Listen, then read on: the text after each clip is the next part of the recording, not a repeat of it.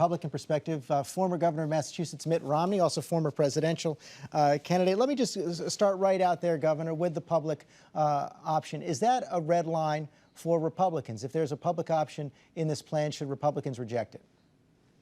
Yeah, of course they should. Look, let's start off from the very beginning, which is Republicans recognize and have said for a long time, we've got problems in health care.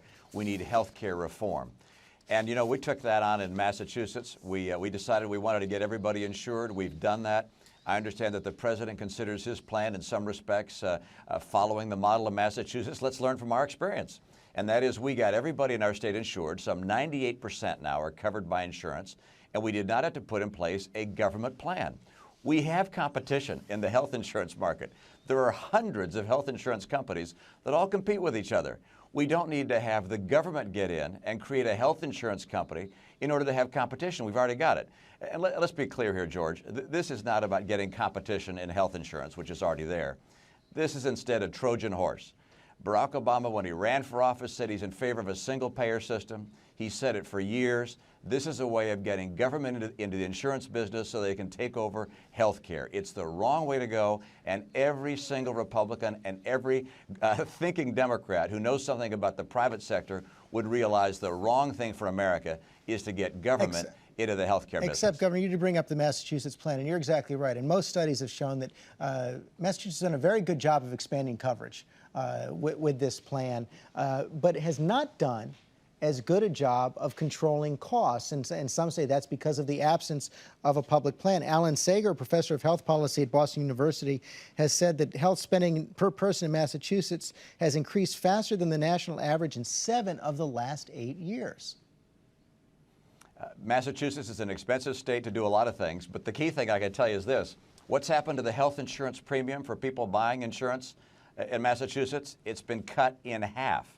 For an individual, a young male, let's say 35 years old, buying insurance in Massachusetts for themselves, the premium has been cut in half since our plan went in place. So the cost of buying insurance is down. And that's the course that you have to have for the nation. Look, the idea that you have to get government into an enterprise in order for that to become competitive makes no sense at all. If it made sense, we'd have a government trucking company, a government automobile company, a government clothing company, a government farm company. That just is the wrong way to go. We can get our private industry to create better products and better services. That's what's happened throughout our economy. It's what's driven our economy to be the most powerful in the world. We do not need government in the health market. It has worked for Medicare. It has worked for veterans care, hasn't it? Oh, it's worked terribly. I mean, look at something like Medicaid. When Lyndon Johnson signed Medicaid, he said this is going to cost about $500 million a year. Now it costs $500 billion a year, 1,000 times more. Now, I realize there's been some inflation, but not that much. The wrong way to go is to get government into an entity in our economy as large as healthcare and expect anything to occur besides a Trojan horse effect of a single-payer system crowding out the private markets. It would be terrible for hospitals, awful for doctors, and ultimately it would be a disaster for the people in America because they wouldn't be able to choose private plans. Well, I actually said Medicare, not Medicaid, and a lot of experts believe that Medicare has helped eliminate poverty among the elderly. But I want to move on to national security. We saw those Iranian elections yesterday. Great deal of protests in the streets, some suggesting that this election was stolen from the opposition. I want to show you what Secretary Clinton had to say about the elections yesterday. The United States has refrained from commenting on the election in Iran. We obviously hope that the outcome reflects the genuine will and desire of the Iranian people. What do you think of the administration's response to the election so far, and how would you respond?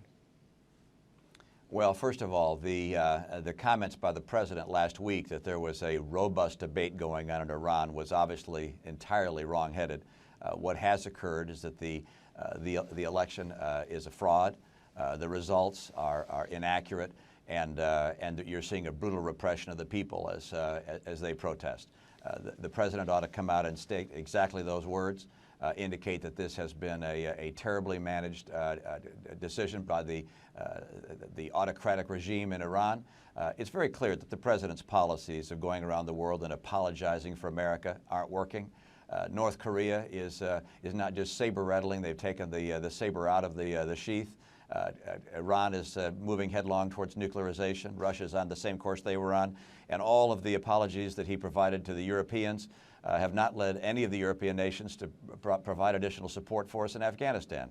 Look, just sweet talk and criticizing America is not going to enhance freedom in the world. Others have argued, Governor, that the president's speech and the president's outreach is one of the things that led to Hezbollah being defeated in the Lebanese elections last week, and one of the things that led to such an outpouring in the streets in opposition in Iran. You dispute that? You know, I can't tell you what led to the people running into the streets in Iran. I hope, in fact, that they're very anxious to see new leadership in that country. But I can tell you that the results are what I'm interested in. Is Iran still pursuing nuclear weaponry? And there's no question about that. And one aspect of what the president said may have been well received in Iran, but I think it was poorly received in Israel and around the world. And that's when, well, actually, he made a 180-degree flip from what he'd said during the campaign. During the campaign, when he spoke to AIPAC, he said he would do everything in his power to keep Iran from having a nuclear weapon. And then he went to Cairo and said that no single nation should have the ability to deny another nation the right to have a nuclear weapon. That is a 180-degree flip of a dangerous nature. I'm sure it was welcome in many streets in the Arab world and in the world that's most, including the Persian world, Iran as well. But that's not right for America. Well, it's not right for world security. I believe the administration has said that they believe that Iran could have the right to nuclear power with appropriate safeguards, but not a nuclear weapon. But what would you do now then? If you were president? You know, it's not just President Ahmadinejad in Iran who said that he believes that Iran should have a right to nuclear power. It's the supreme leader. It was every candidate in the race said that Iran should have a right to pursue nuclear power. We don't have any question about nuclear power, and that was not the statement that the president made that was most offensive. It was his statement that no single nation should have the ability to deny another nation the right to nuclear weaponry. Now, of course, with regards to nuclear power, we have no problem under the Nuclear Non-Proliferation Treaty for nations to pursue nuclear power. And in the case of Iran, it's pretty clear that's not what they're doing. When you sit on a lake of oil, you're not looking for a new source of energy. They're obviously developing this technology for military purposes, and offers were made, including by Russia, to provide the necessary nuclear material for nuclear power, and the Iranians turned that down. So let's not pretend or give in to the Iranian way of thinking that somehow this is about nuclear power. It is very clearly about nuclear weaponry. And you also see, of course, the same kind of outrage coming from North Korea. Let's talk some politics right now. There was a Gallup poll this week polling Republicans about the leadership of the Republican Party and asking who speaks for the Republican Party. And none of the above got more votes than anyone else. But Rush Limbaugh, 10%. Newt Gingrich, 10%. Dick Cheney, 9%. Is it healthy that these three are seen as, by Republicans, the top spokespeople for the Republican Party today? Well, I think it's very helpful to have a lot of voices, as we do. As you know, when you have the White House, you've got one single voice that speaks for your party. When you don't have the White House, you got a lot of people coming forward that speak and express their views. We have a lot of people with views that are very consistent on a number of issues. It's a good thing. You're seeing great senators come forward, congressmen, governors, some new faces. I was just with Chris Christie in New Jersey, running for governor there, Bob McDonnell in Virginia. I think you're going to see some more voices come forward, and that gives our party the kind of energy and passion that I think we're going to need to pick up some seats in the 2010 elections. But you're also facing a demographic problem. Mike Murphy, the Republican strategist, points this out in Time magazine this week. He says the Republicans are facing an ice age. And what he points to is the fact that in the last election, if you look at polling today, the Republican Party is losing young people. It is losing Latinos. It is losing well-educated Americans, and that this really is a time that if the Republican Party doesn't reform, Mike Murphy says it will die. How specifically should the Republican Party expand its outreach right now, become a more inclusive party for those voter groups it is now losing? Well, what you don't do is try and change your principles.